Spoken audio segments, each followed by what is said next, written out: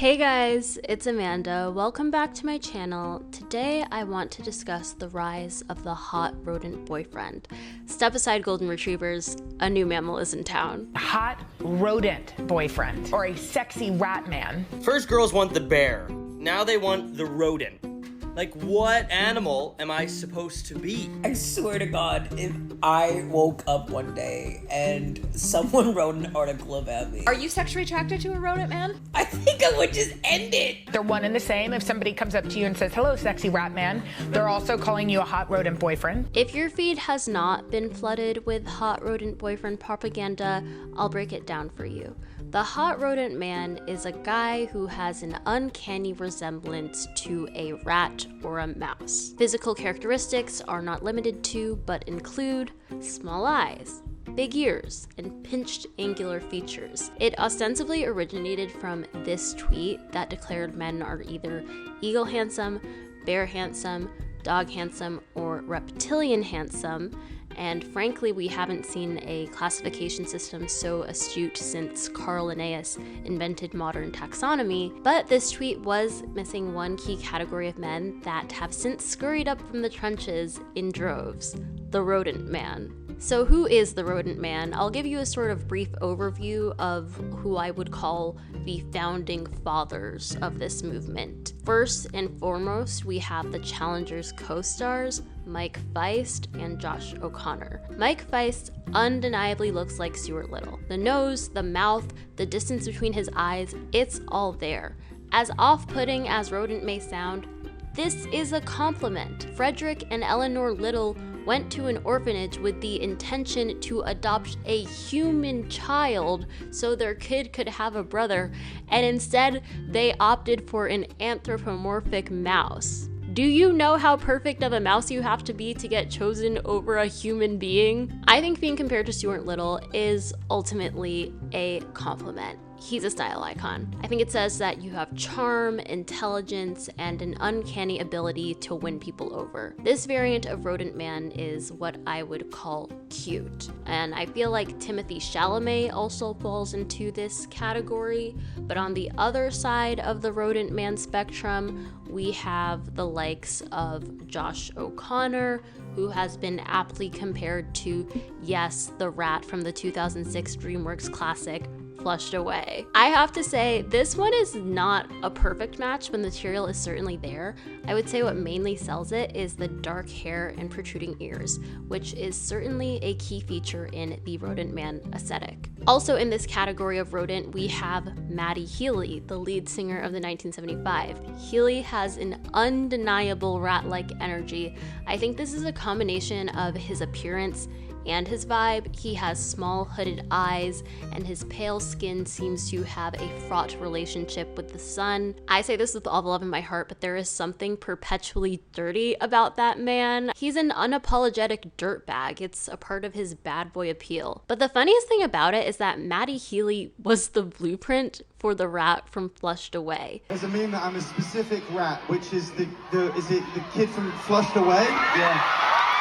Basically, his mom, actress Denise Welch, was the goddaughter of film producer Ian LaFernay, who was working on Flushed Away.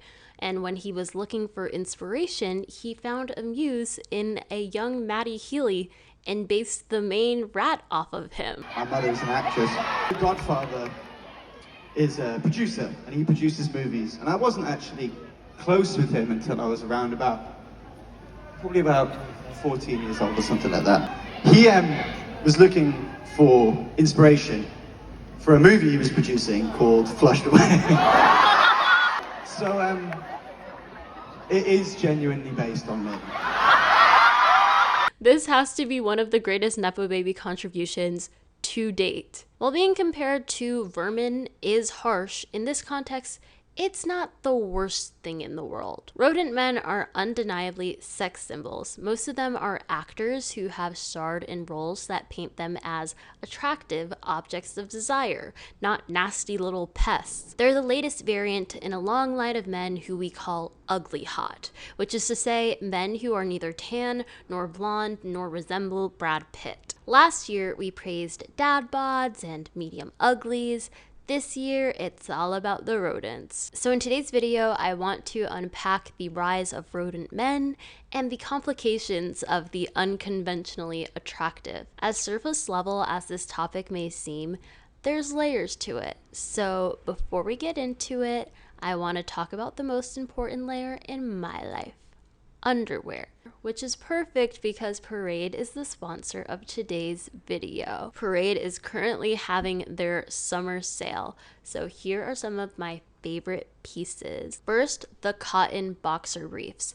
New York in the summer is humid and sticky, and these are comfortable and breathable. I especially love them for summer because I mainly wear dresses and skirts, and sometimes I'm stepping over a grate and a train passes through, and I'm not trying to have a Marilyn Monroe moment. I also bike around a lot in the summer, and wearing a dress doesn't stop me, but I don't want to be flashing the whole city, so the boxer briefs keep me cute and covered. It's so much better than wearing spandex and underwear because these consolidate it into one little thing. Of course, I'm not going to leave you guys without a deal, so use my code AM50 for 50% off your next Parade purchase.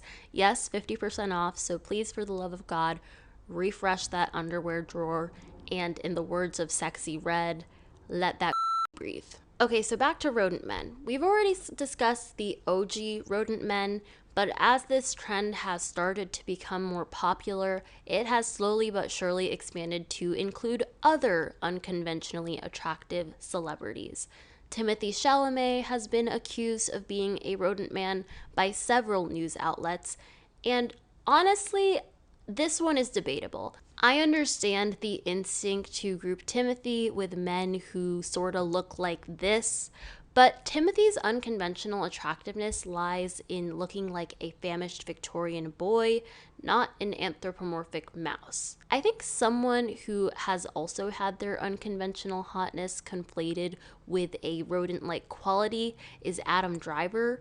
Adam Driver is more caveman attractive than anything else. Sure, he has a larger nose, as the rodent man criteria suggests, but he also has a large everything. He has a big head, a big mouth, and at 6'2", he's a large man. It's hard to see what is so rodent about that. And the plot has continued to be lost. The New York Times suggested that both Simi Liu and Rami Malek have rodent qualities. Rami Malek falls definitively into the realm of insect. Those are like literal bug eyes. Glenn Powell has also been questionably accused of looking like a rodent.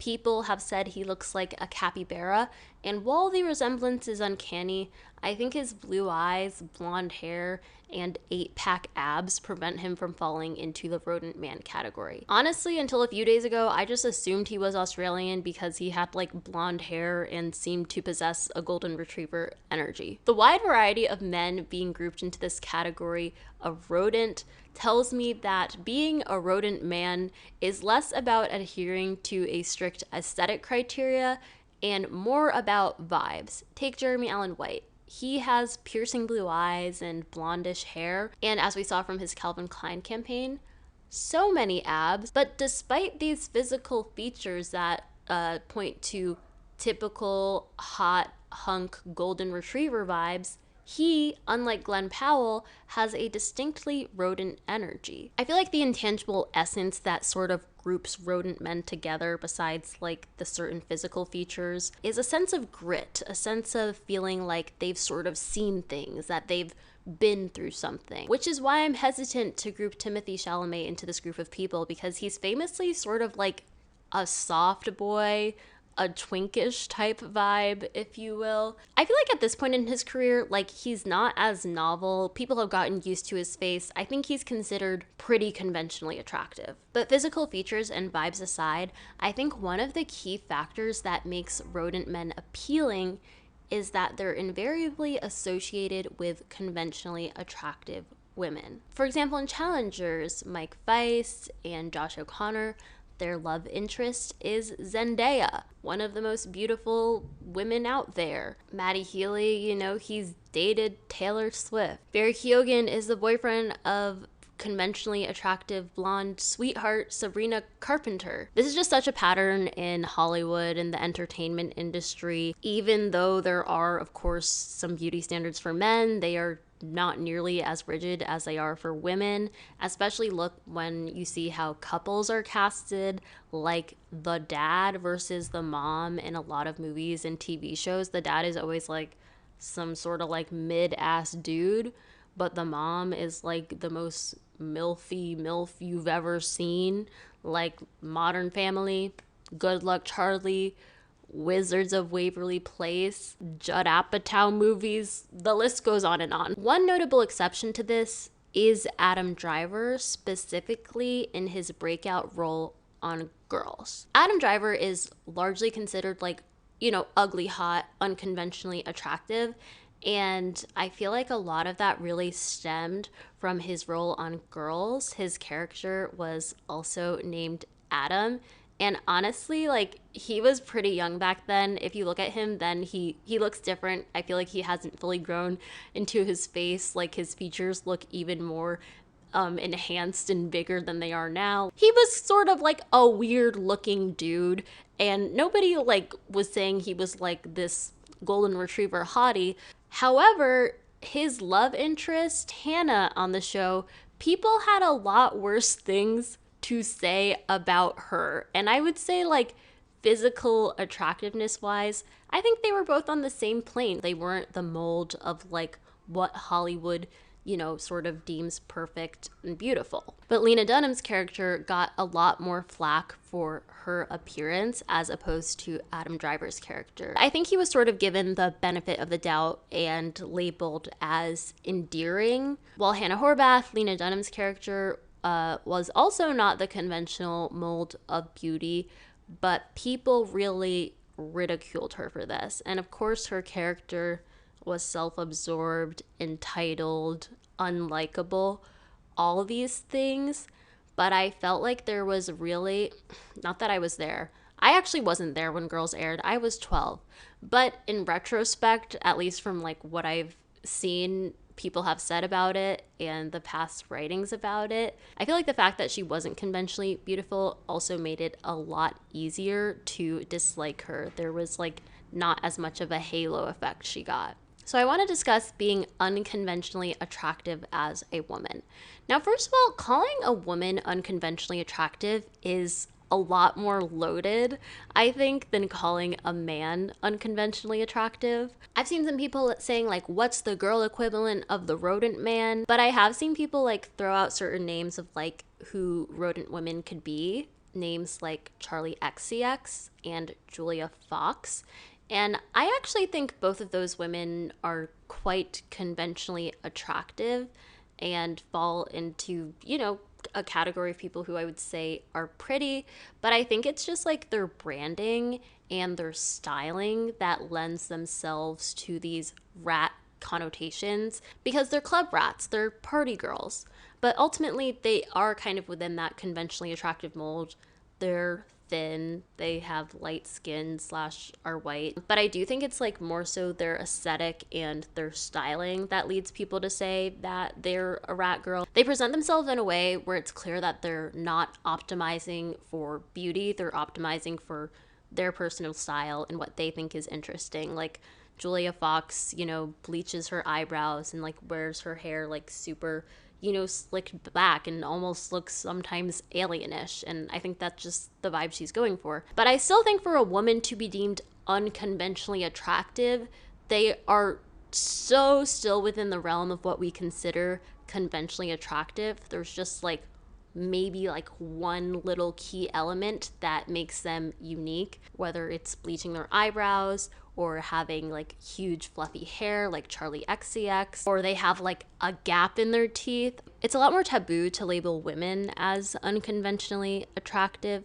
and even still within that, like to be considered unconventionally attractive as a woman, most of the time you are hitting most of the major checkpoints of like what is considered conventionally attractive. I came across this French term called jolie lad, which literally means pretty ugly, like someone who is pretty, but someone who is also ugly, which is, just another way of saying unconventionally attractive. But I kind of noticed that like there isn't any sort of definitive features or looks that like make someone appear this way.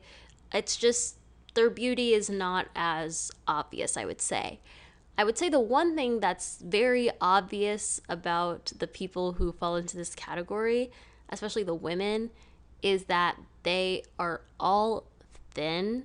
And I actually feel like this is one of the main overarching unspoken things about unconventional attractiveness, is that we place such a huge portion of attractiveness and beauty in being thin. It's a lot less about like individual features, like how your eyes are shaped, the tilt of your nose, the crest of your smile, and it's a lot about just being skinny. And back to like the Lena Dunham girls thing, I feel like people didn't even consider her to be necessarily unconventionally attractive because the element she was missing was thinness. And by the way, in the grand scheme of everything, she was ultimately thin, but for Hollywood, she was kind of considered like a plus size icon somehow, because that's the standards of thinness in Hollywood. But she wasn't even afforded the label of unconventional attractive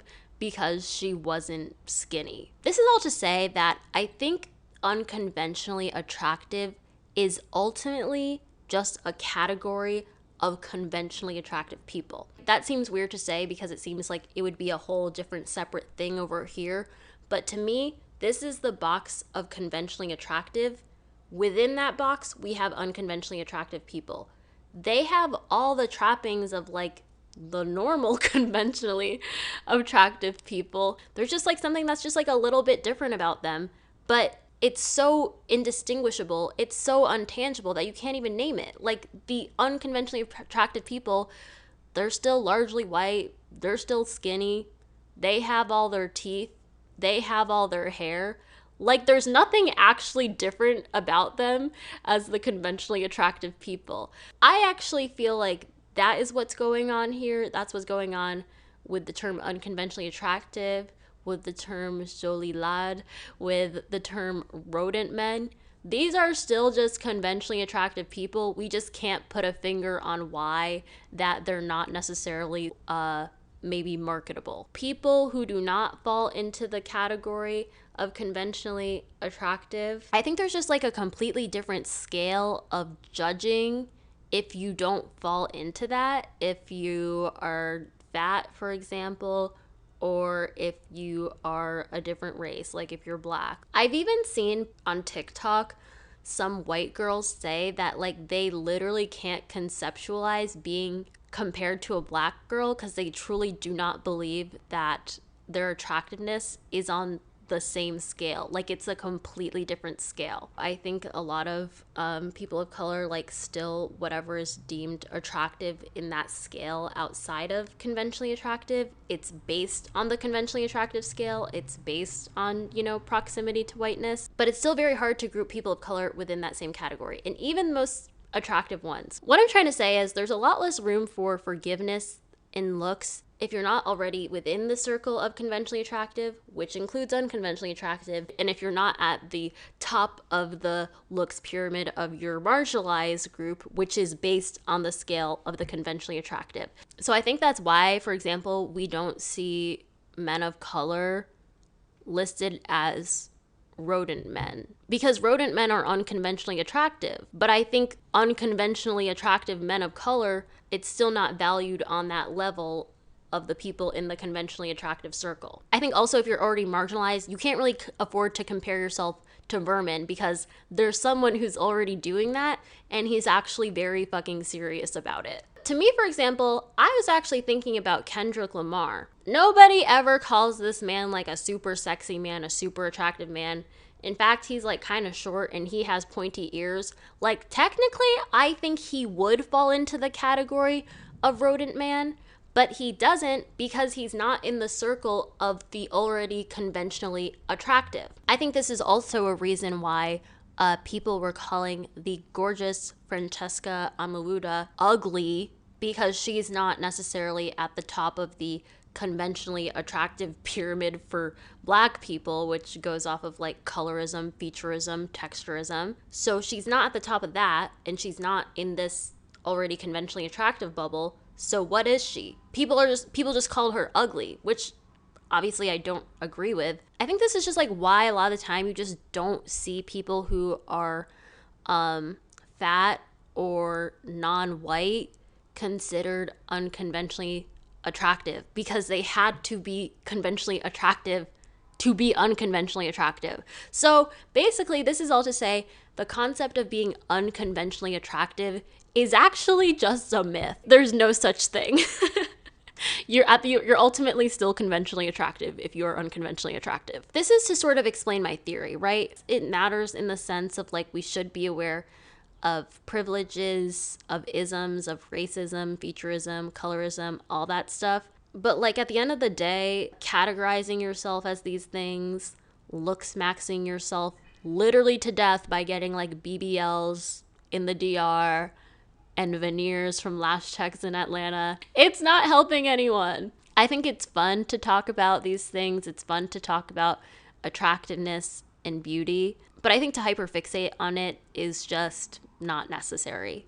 I also want to add that unconventionally attractive men, rodent men, they have other attributes that make them hot that are not their physical features. It's the way they carry themselves, their status, and their accomplishments. Like, I think a huge example of this is Pete Davidson. He is really funny. He's, a successful comedian. And I feel like, when he was in the spotlight for dating Kim Kardashian, Ariana Grande, that girl from Bridgerton, however many people he dated, there was like this sort of thing of like, how does he pill these women? Like, he's not even like cute like that. Well, first of all, he's unconventionally attractive, which means he is ultimately conventionally attractive. Men can use their status, their personality, their accomplishments as a way to sort of prop up their looks, their desirability. Whereas for women, that is not the case. We kind of just like literally have to rely on what we have or what we can enhance. These are my thoughts on rodent men and ultimately my thoughts on the concept of being unconventionally attractive. I would love to hear all your thoughts below. I think this is a very endlessly interesting topic. Yeah, anyway, I'll see you guys in my next video. Bye-bye.